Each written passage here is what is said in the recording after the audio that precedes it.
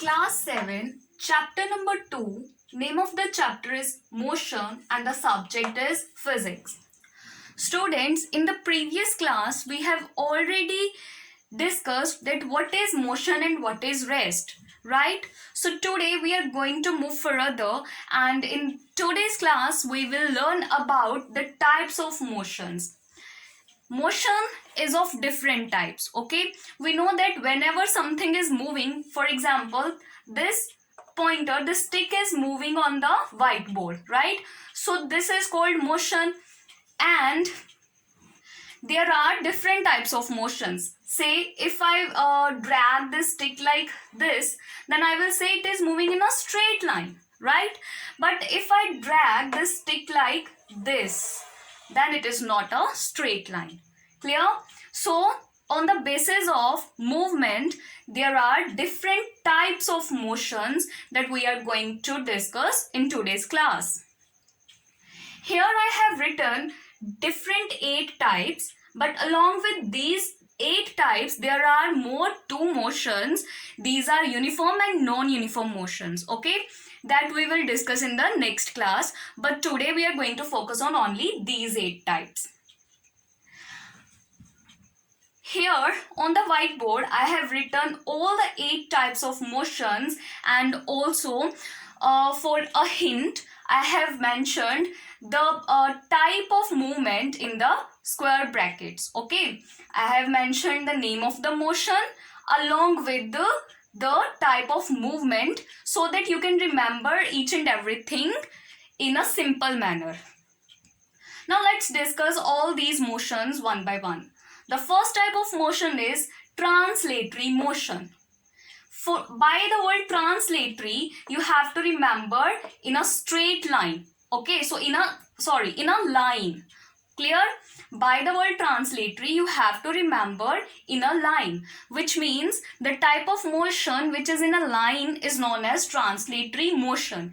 And the translatory motion is of 2 types. The first is rectilinear motion and the second is curvilinear motion. Okay, now I said translatory means in a line, right?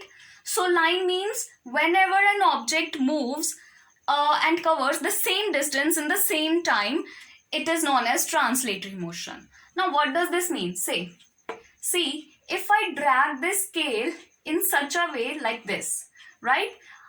Like this, then we will say that the scale is moving, right?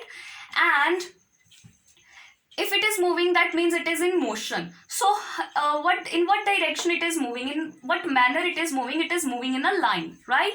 So in a line means translatory motion. And I said there are 2 types, that is rectilinear and curvilinear.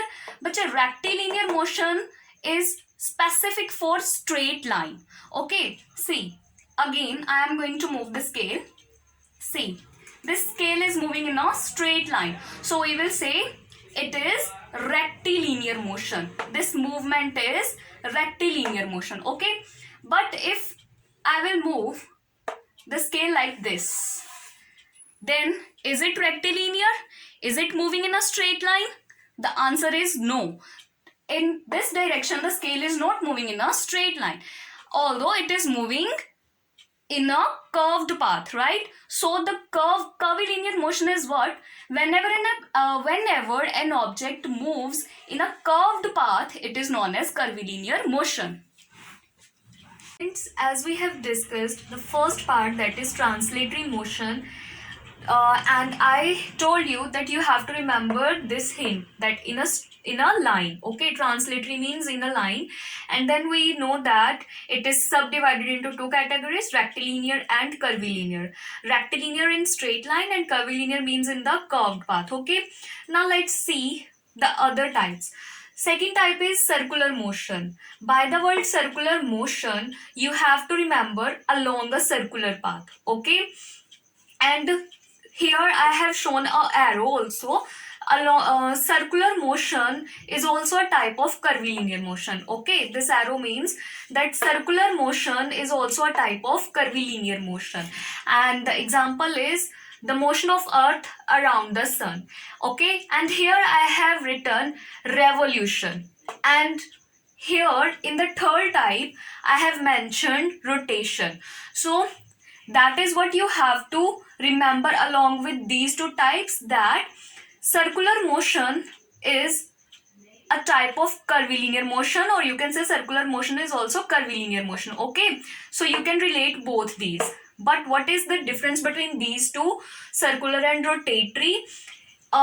In these two types you have to remember revolution and rotation. We will discuss all these types one by one in more detail, but just for a hint you have to remember these things. Okay, you can also note these points on your notebook.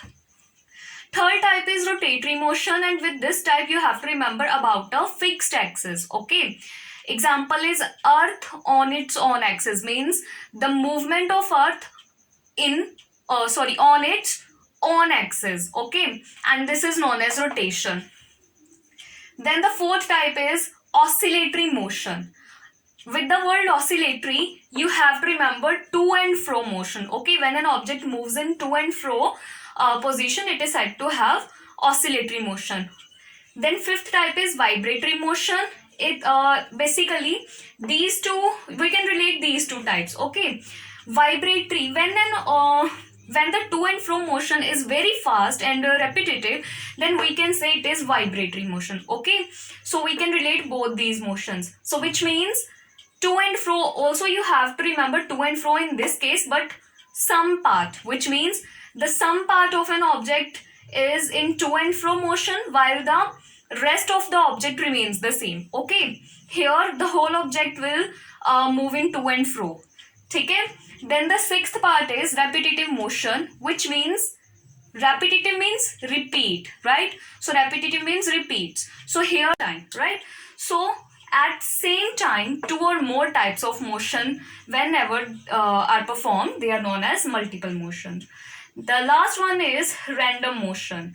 Random means, which is, the word random means the thing which is not in proper order. Okay, so as in the 6th standard we have studied the zigzag motion of particles, right? So zigzag means the random motion, which is also known as the Brownian motion. So you can relate this motion with that zigzag motion also. So random motion means particular type of motion change into another type of motion, which means कि जो one type का motion है, it will change into another type, then it is known as random motion.